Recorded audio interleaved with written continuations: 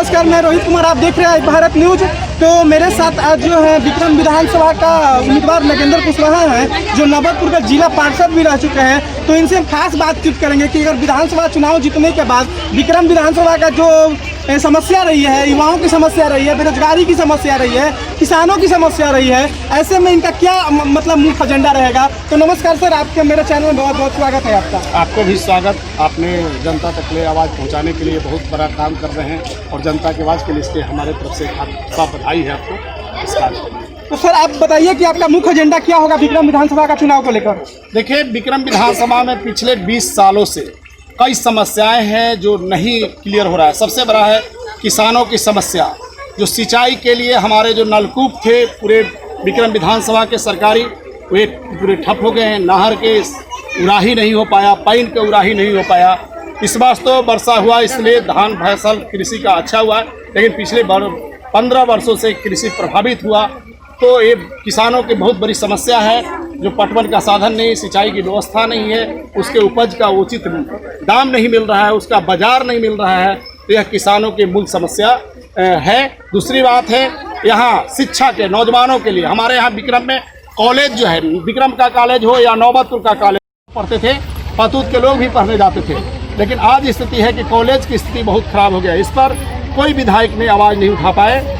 उसके बाद हमारे हाई स्कूलों की स्थिति दयनीय हो गई। मिडिल स्कूल के लोग जो भी है पढ़ाई नहीं हो पा रहा है। प्राथमिक स्थिति विद्यालय का जर्जर होते जा रहा है। इसलिए शिक्षा को सुधारना सबसे मुख्य बात होगी। और हम लोग राष्ट्रीय लोक समता पार्टी से भी हैं और हमारे नेता उपेंद्र कुशवाहा जी ने इस पर शिक्षा पर आंदोलन भी कर रहे हैं। कल भी मसाल जुलूस निकाले थे और लगातार आंदोलन चल रहे हैं कि बिहार में जब तक शिक्षा का सुधार नहीं होगा तब तक विकसित नहीं हो सकता है। सरकार को खाली डिग्री बांटने का काम कर रही है, एजुकेशन में मूलभूत सुधार नहीं कर रहा है। इसलिए उसके बाद स्वास्थ्य को सुधारना होगा।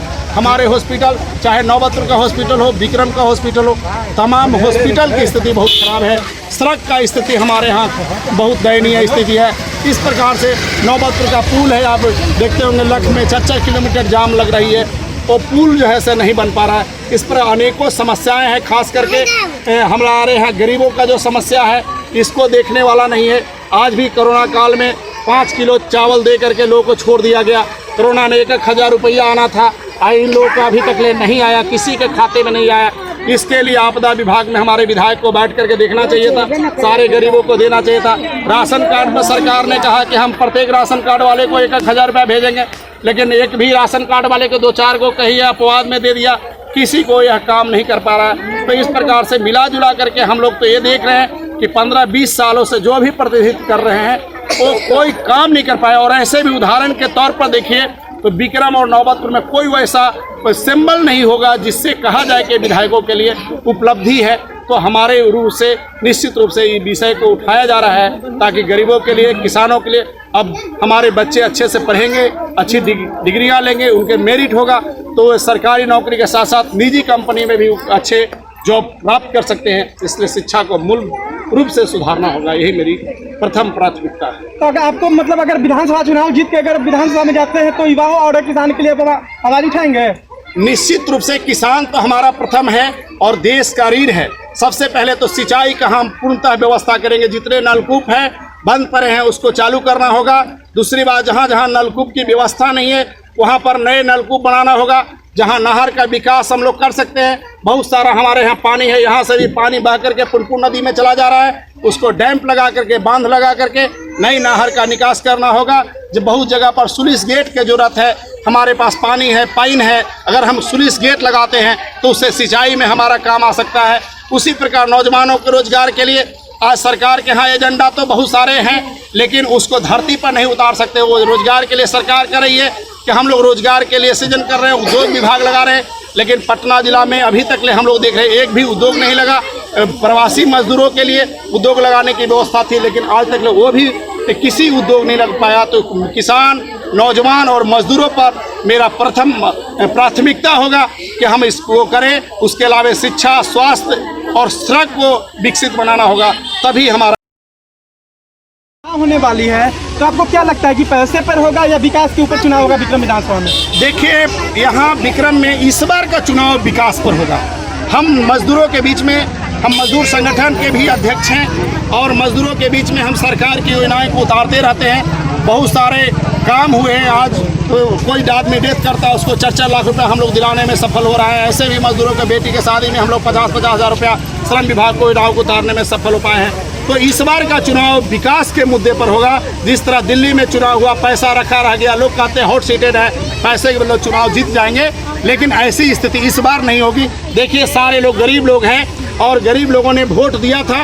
लोग कहते हैं कि पैसा लेके वोट दिया था, लेकिन बूझिए इन लोगों से किसी ने पैसा नहीं लिया था, ईमानदारी से लोगों ने वोट दिया था। और आज भी जो ये मिट्टी का मकान है और जो ये गलियों के जो स्थिति देख रहे हैं, निश्चित रूप से इसको विकसित होना चाहिए था, लेकिन किसी ने गरीबों पर ध्यान नहीं दिया। आज चेहरा को देख करके पता चलता है कि हमारे यहाँ कितना गरीबी है, कितनी व्यवस्था है।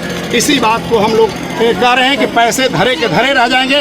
इस बार विक्रम का चुनाव विकास के मुद्दे पर होगा, हमें पूरा भरोसा है। और लोगों के बीच में हम जा रहे हैं, काफ़ी लोग का सहयोग मिल रहा है। गरीब लोग भी ये चाह रहे हैं कि इस बार का वोट हम लोग आपको देंगे और गरीबों की सरकार बनेगी, पिछड़ों की सरकार बनेगी, मजदूरों की सरकार बनेगी, दलितों की सरकार बनेगी विक्रम में।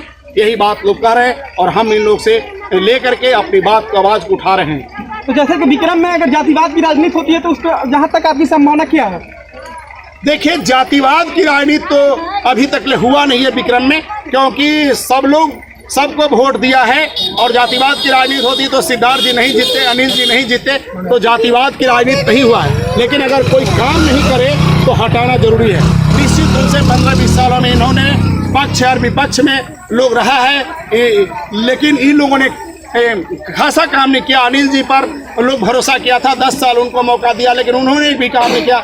फिर उसके बाद उलट करके बिहार की विक्रम की जनता ने सिद्धार्थ जी को बड़े चाव से गरीबों ने खास करके दिया, लेकिन इन लोगों ने भी गरीबों के बीच में एक भी देखने नहीं आए। ये जो मिट्टी का मकान दिखाई दे रहा है, काश अगर वीडियो पे बुलाकर एक दिन भी देते, इतना प्रधानमंत्री का पैसा आ रहा है घर बनाने के लिए, एक दिन भी अगर वीडियो को बुला करके दिखा देते तो आज मिट्टी नहीं दिखाई देता। तो निश्चित रूप से जो काम करने का जो स्थिति था उन्होंने नहीं किया है, इसलिए जनता इस बार परिवर्तन के मूड में है और परिवर्तन करेगी, बदलाव होगा। पूरे विधानसभा में यह चर्चा चल रही है कि इस बार बदलाव होके रहेगा, विक्रम में नया चेहरा जो गरीबों के बीच में काम करेगा वो आएगा। तो इनका कहना है कि जो गरीबों का मसीहा होगा वही विक्रम विधानसभा का इस बार विधायक बनेगा, एमएलए बनेगा। और ये इनका कहना है कि अगर मैं विधानसभा जीत कर जाता हूँ तो गरीब और युवाओं के लिए कुछ खास करेंगे। आप देख रहे हैं भारत न्यूज, रोहित कुमार के साथ।